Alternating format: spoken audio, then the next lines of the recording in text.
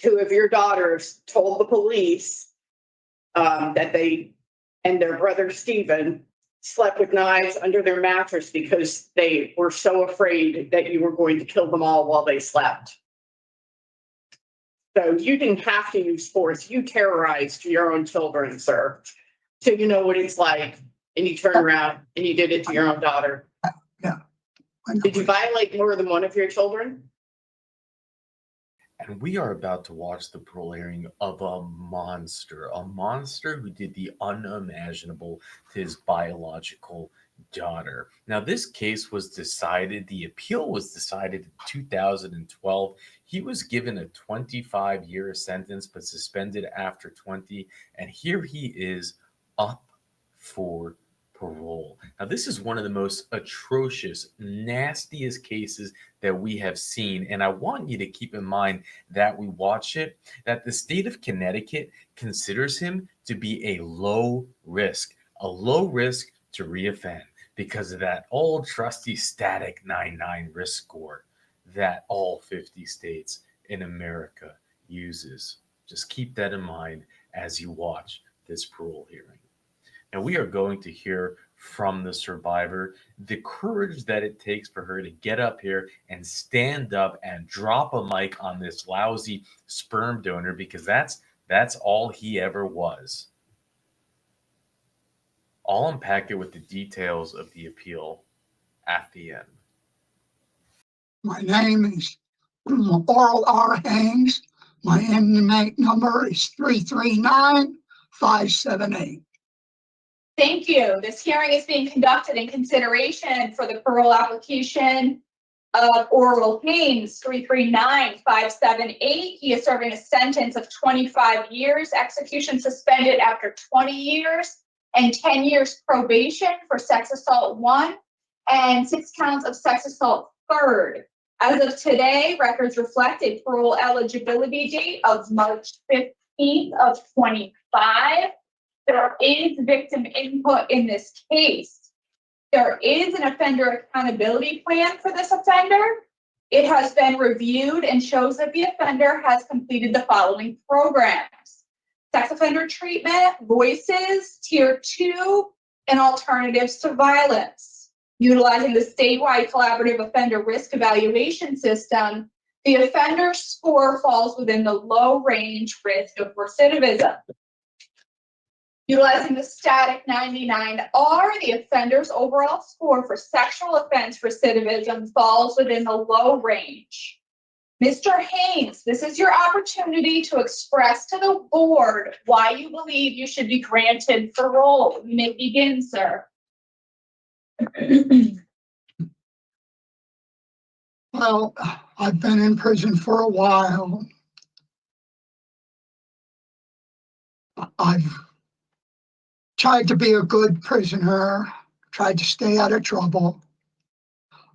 I wish the circumstances were a lot different than what they are, and I wish I could apologize to the parties that were involved. I hurt them, I hurt myself, and I blame nobody but myself for the offense. I had an alcohol problem, I had a drug problem, and pretty much, I'm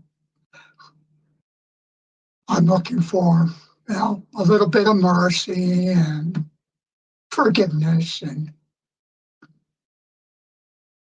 get a second chance to be a better person than I was, basically. Okay, Mr. Haynes, thank you so much for that statement, sir. While we can appreciate your declaration of hurting yourself and the victim, we really need to discuss what it is that you accept responsibility for. It's my understanding that you've completed the treatment. Is that right? Yes. And so tell us what you did to this victim. We had sexual encounters. There was never any penetration, but there were other types of sexual engagement. And how old was your victim? She was, when this first started, she was in 16, 17. And so I thought that I read somewhere in your records, sir, that you said that it was consensual sex, or wait. Yeah, you said your daughter was 21 years old and it was consensual.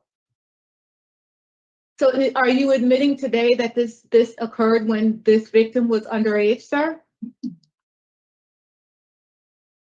No, like I said, I was on drugs and stuff. And That's not what I asked you, though, Mr. Haynes. My question to you was very direct. Is it your position here today that you accept responsibility for sexually assaulting this minor child? That's a yes or no. yes, Thank you. And so why did you take this case to trial? pardon? Why did you take your case to trial, sir? Why did I take my case to trial? Yes. Well, you know, I caused everybody enough pain and anguish. Okay, so I figured, if I came into prison and got a bigger sentence, I'd get more help. So that's why. So do you think you've received the help that you needed? So wait, so are you telling me that this was something that you did, like you're not a martyr, but like you did this to help your family so that you got the most time that you could possibly get for this crime? In a way, yes, okay, but mostly it was for me to get the help that I needed to get away from the drugs and the alcohol. Okay, but not the sexual assaults, just the drugs and the alcohol. So I'm confused, Mr. Haynes. I really am confused, sir. We don't have to go to prison for 20 years because we're addicted to drugs and alcohol. You have 24 counts of sexual assault third and sexual assault first.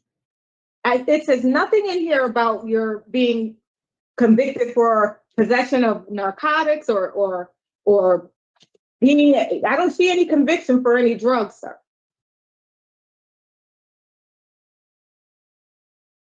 Like I said, at this time I was doing a lot of drugs and So are you saying that the only reason why you did this to this victim is because you were under the influence? yes. Okay. I mean, you're saying something completely different than the stuff that I've read about your case, sir. In fact, when you spoke to the parole officer in preparation for today's hearing, and she asked you about your crime, sir, you said to her that you never really forced the victim to have sex with you. Did you force this victim to have sex with you, sir? No, I never forced her to do anything. So Okay. So this started at 9, when she was 9 years old, right? no. Okay. No, So she was 10 years old? she was a teenager, 13, 14. That's still a minor, sir. And so what do you know after you participated in treatment about minors and their ability to consent?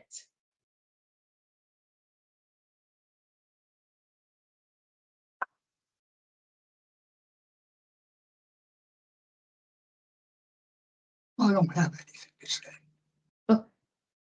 So it's important that we understand, sir, that you're here today to be considered for discretionary parole. And as parole board members, our primary concern is public safety. And so one of the ways that we gauge whether or not a person has been rehabilitated is by their program participation, their behavior in the facility, their acceptance of responsibility for their actions, sir, and their ability to identify some of the things that they were doing when the crime occurred and how they can avoid those behaviors in the future. And so it's important because of the nature of your crime, sir, it's important that you're able to tell us what your understanding is about sex in minors and their ability to consent. I know that's something that you covered in your programming.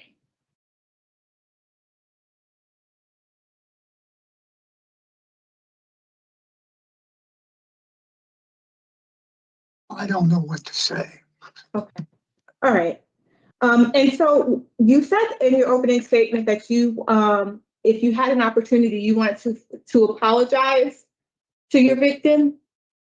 What would you like to say? What would you say to her if she asked, Daddy, why'd you do this?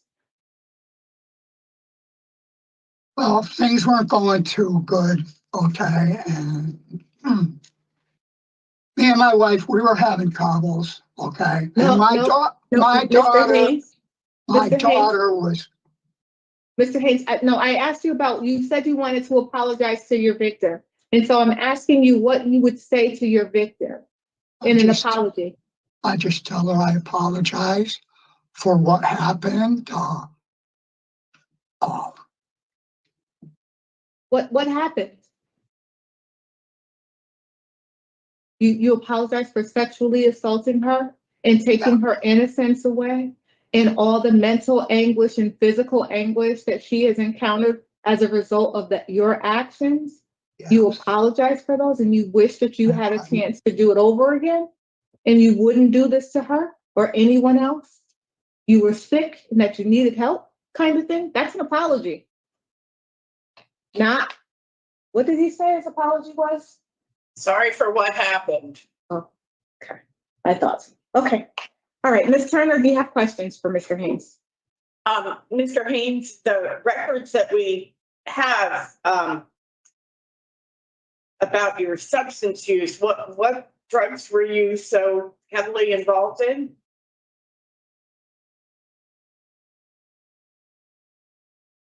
Would you repeat that?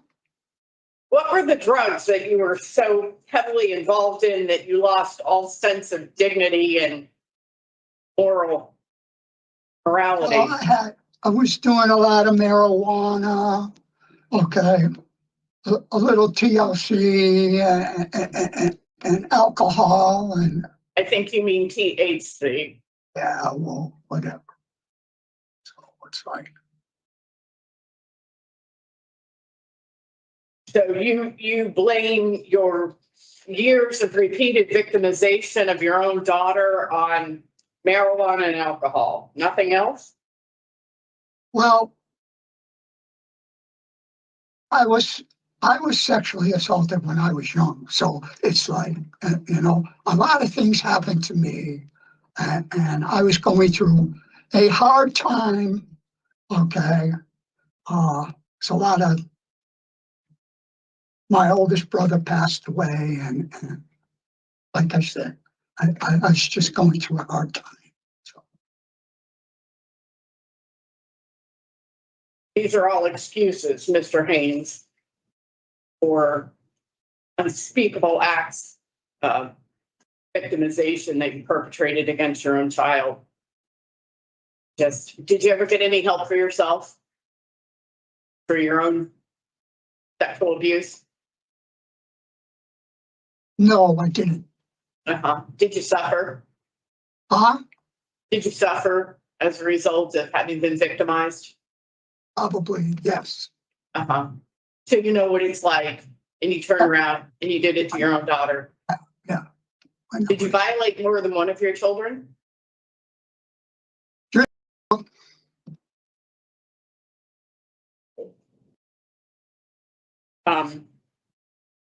When my colleague asked you about force, and you really go out of your way to minimize responsibility, even today, your language was you apologize to the parties involved. and you apologize for what happened. These were acts and choices that you made to manipulate, groom, and violate this child.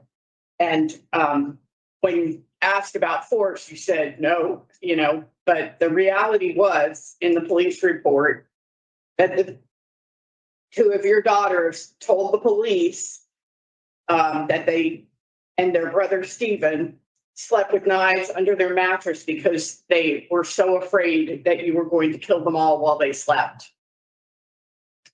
So you didn't have to use force. You terrorized your own children, sir. I have no more questions, Madam Chair. Thank you, Ms. Turner. Ms. Apple? Yes. Mr. Haynes, during your sentencing, the judge referenced that he found you without remorse or regrets.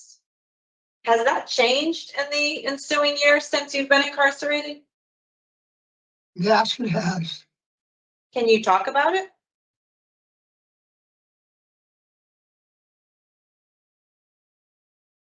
Well, I regret that it happened, okay? And the only thing I can say is I wish I could go back in time and prevent it all, but that's not going to happen. So, and one thing I would like to add, okay, to this meeting is, my children have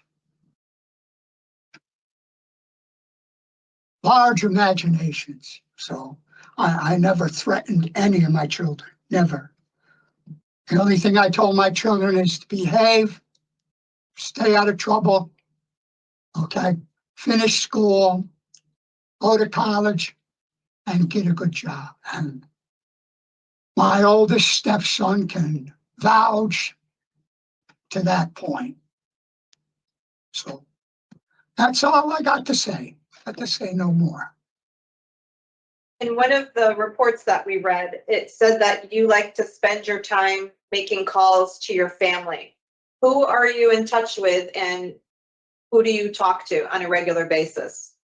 Well, I talked to my sister, and I talked to my brother, and I talked to my son. Any of your other children? No, Thank you. Thank you, Ms. Apple. Now we're going to turn the hearing over to our victim's advocate, Ms. Vasquez. Mr. Haynes, your time to speak is now over. Please do not interrupt. Do not make any noises as the victim speak, okay? Thank you. Ms. Vasquez, good morning. Thank you, Madam Chair. Good morning, Madam Chair and board members. I have on speakerphone the victim of the case, and she would like to address all of you directly. This is my apologies. This is your opportunity to unmute yourself, and when you're ready to speak, please do so. Good morning. Good morning. Okay, I just want to touch base on a wealth of things. First of all, we didn't need to go to trial. It was offered a plea bargain, which he refused to take. I was told that he said, if I'm going down, we're all going down. So that's one of the points I'd like to address. There's another point that there was no penetration. In fact, there was. The fact that it's been said that the children had active imaginations, that is untrue. I don't hear any remorse whatsoever for the actions and the extreme pain and suffering that has been caused as a result of this. I did not consent to go down on my own father.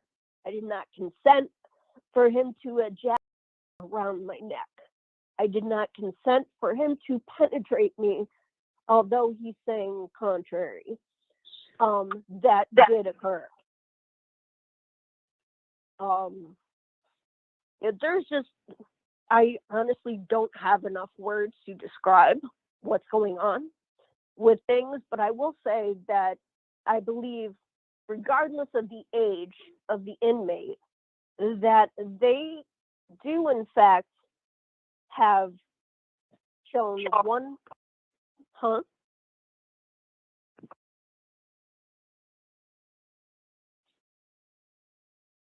May I continue? Yes, you may. Thank you. I'm sorry. I thought somebody said something. So I think that the inmate will in fact reoffend. I do have fears for the community. I have had to relocate as a result of everything that happened. I have fractured relationships with other family members as a result of what happened and the outcome of the trial. I only communicate with 2 of my 4 siblings as a result of this. And I cannot go back to my childhood home and visit one of my siblings as a result of this. I've relocated 7 different times as a result of what happened to me. I have a wealth of different health conditions that I have to address. Mental health is a big thing. It's been a big thing. For me, the sentence that the inmate was given was not adequate because I have a life sentence now as a result of what he did. And I cannot press enough that he doesn't have any remorse and that he is in fact at a risk to reoffend. He cannot be honest in this hearing, and he was not honest in the trial and when he was interviewed. So that's about all I have to say on the matter because I don't want to get too emotional and make.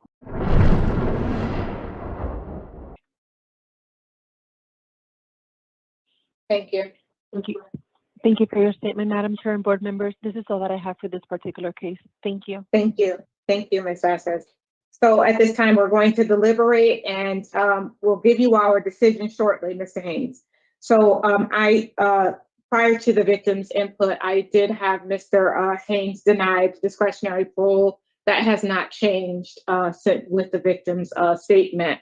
I believe that Mr. Haynes has a lot of work to do on himself in his accepting responsibility and taking accountability for his actions and the impact that his actions has had on his family, not just himself. So I do not have him granted discretionary parole, and I would deny based on the nature and circumstance of his offense, the injury and impact to the victim and or the victim's family. Ms. Turner. I concur fully. I would add inadequate evidence of offender change. Okay. I deeply concerned at the excuses that Mr. Haynes offered for his crimes and do not find him to be genuine in terms of his accountability, remorse, and change. Thank you. Ms. Seppel. I concur with the denial reasons put forward. Thank you. I move that Earl Haynes 339578 be denied discretionary parole with no new hearing date based on the injury and impact to the victim and or victim's family, the nature and circumstance of your crime, sir, and inadequate evidence of offender change. He will not receive a new hearing. He will finish the remainder of his sentence with the Department of Corrections. Is there a second? Second. All in favor? Aye. All right, so Mr. Haynes, you were denied parole, sir. You'll receive all of this in writing. Good luck to you. This concludes the hearing for oral case number 339578. All right, you're all set, sir. Thank you, ladies. Have a nice day. You too.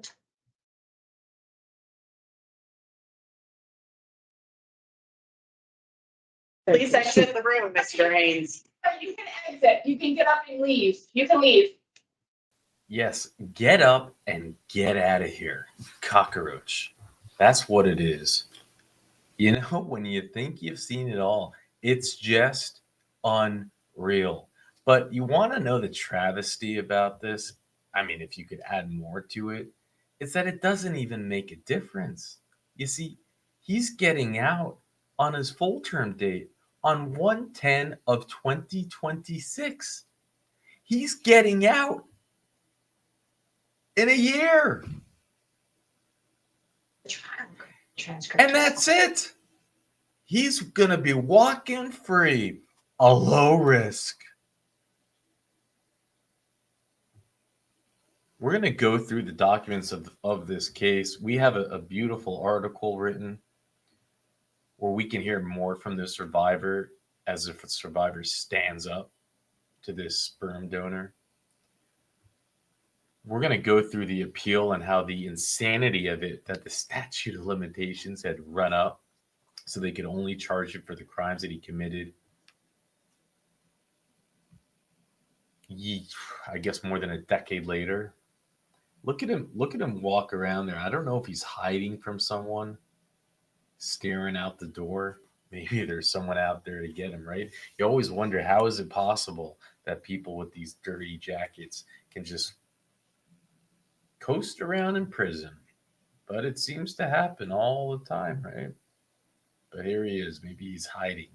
That's all it's just so sick. Thank you, Holly, for providing the information on this case. I'm gonna pull it up while we watch him squirm. There's something satisfying about watching him squirm, and I'll read this while that happens.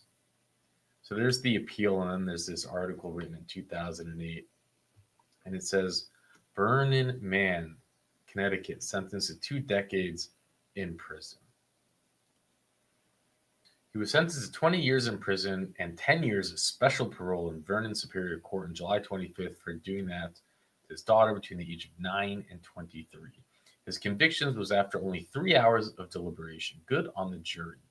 And meanwhile, we had to hear him talk about, I went to trial because I wanted a lot. It was like, what? That is, and you know, it will, like, I don't know if it went over the head of the parole board. They didn't even drill down on that. I mean, they did a fine job. You can tell they were disgusted by him, and it's satisfying. Now, this board is probably the best of the 3: Turner, Barry, and Zappo. I think they're pretty good. Well, Barry's hit and miss. They're all hit and miss. Sometimes you want to hug him, and sometimes, or often, you just want to scream. It was after only 3 hours of jury deliberation, but I guess give it credit where it's due. They did a good job being disgusted. Oh, because of the statute of limitations in effect when the abuse was finally reported back in 2003, not 2000, this should have been 2003? Okay, I don't know. Haynes was only charged with sexual abuse occurring after the victim was 21 and not the childhood and adolescent sexual abuse, but it was factored in Haynes' sentence. Okay, it was 2003, sorry. The abuse started as inappropriate touching, she said, before progressing to further abuse, including intercourse. The woman also told jurors that she eventually began using birth control so that he would not impregnate her. Haynes, charged with 24 counts of third-degree SA and 1 count of first-degree SA, was found guilty on all counts. He denied the charges, then said that the sex was consensual between him and his victim. During his 2-week trial, can you imagine 2 weeks? 2-week trial. During his 2-week trial, a defense lawyer questioned why the woman waited so long to report the lengthy childhood abuse. Haynes was charged with only 2 years worth of assaults due in part to the state statute of limitations.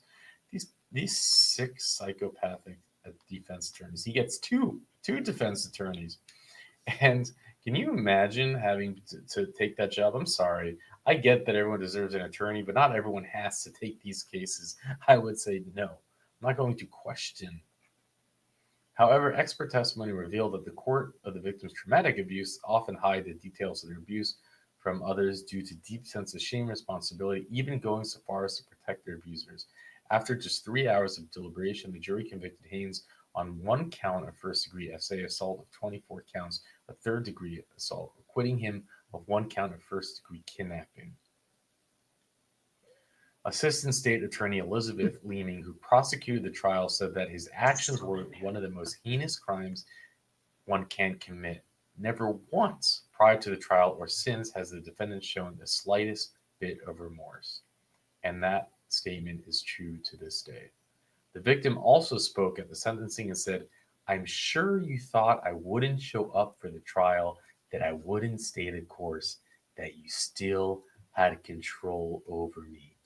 Mic drop. You know who she reminds me of?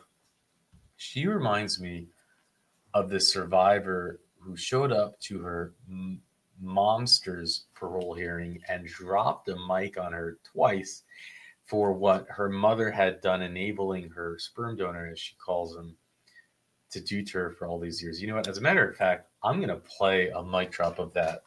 I should be at work right now. But instead of that, I had to go to my boss and ask for the day off because the woman who should have loved me is a pedophile.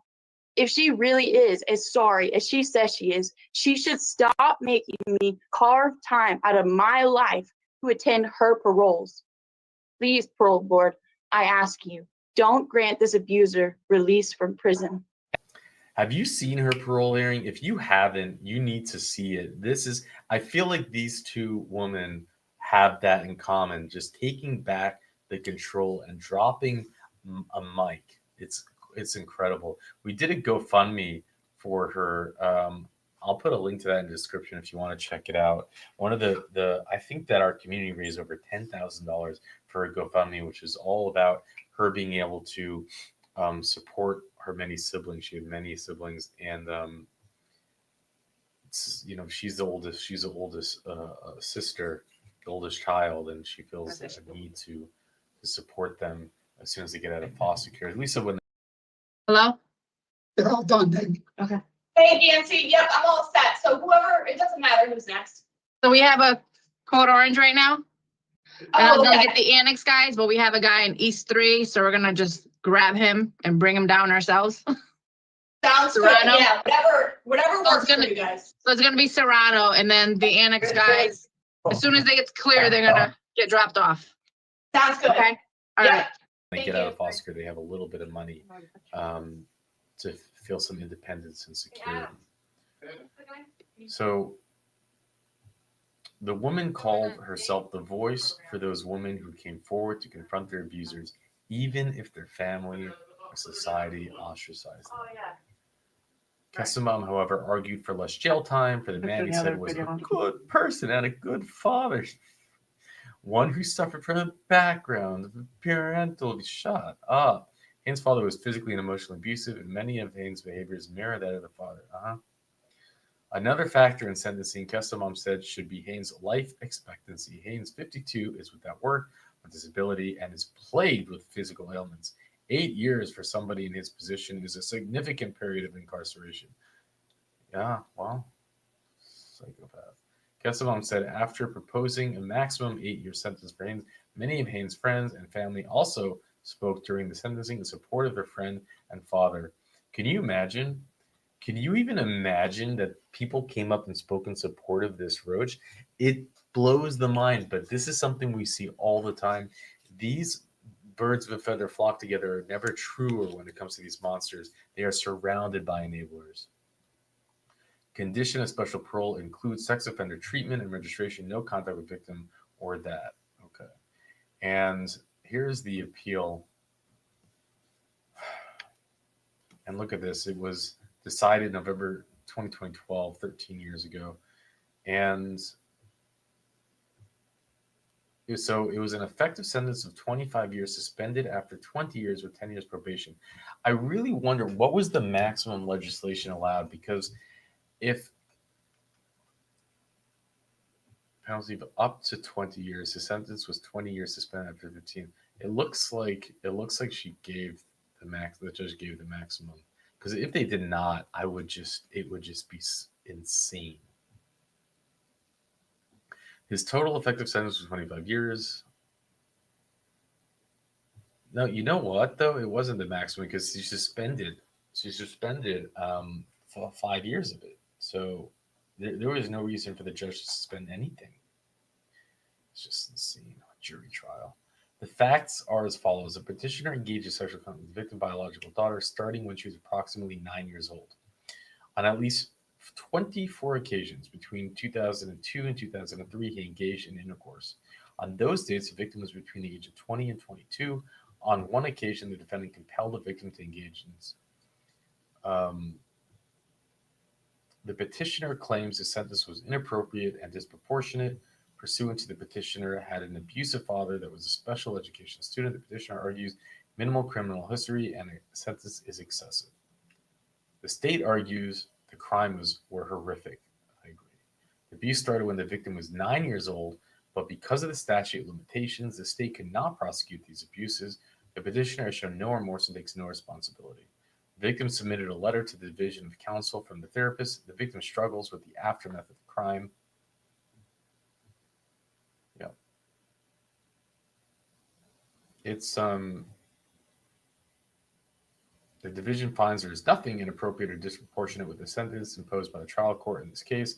The petitioner, for an extended period of time, had intercourse with his daughter. He had shown no remorse for his horrific actions.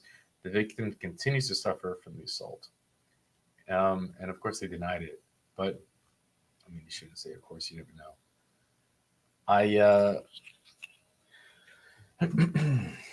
But he will be out. He'll be out walking the streets. He'll have his same support group around him. He will probably have access to other victims, even though, the probation officer will say you can't, but it seems that he's in touch with at least one sibling, one of his son or stepson that may very well have kids now, and he is a danger. He is just someone who should never, never, never see the light of day. And the state of Connecticut, they view him as a low risk. Make that make sense. And with that, I'll let you go. First of all, we didn't need to go to trial. It was offered a plea bargain, which he refused to take. I was told that he said, if I'm going down, we're all going down. So that's one of the points I'd like to address. There's another point that there was no penetration. In fact, there was. The fact that it's been said that the children had active imaginations, that is untrue. I don't hear any remorse whatsoever. I think that the inmate will in fact reoffend. I do have fears for the community. I have had to relocate as a result of everything that happened. I have fractured relationships with other family members as a result of what happened and the outcome of the trial. I only communicate with 2 of my 4 siblings as a result of this. And I cannot go back to my childhood home and visit one of my siblings as a result of this. I've relocated 7 different times as a result of what happened to me. I have a wealth of different health conditions that I have to address. Mental health is a big thing. It's been a big thing. For me, the sentence that the inmate was given was not adequate because I have a life sentence now as a result of what he did.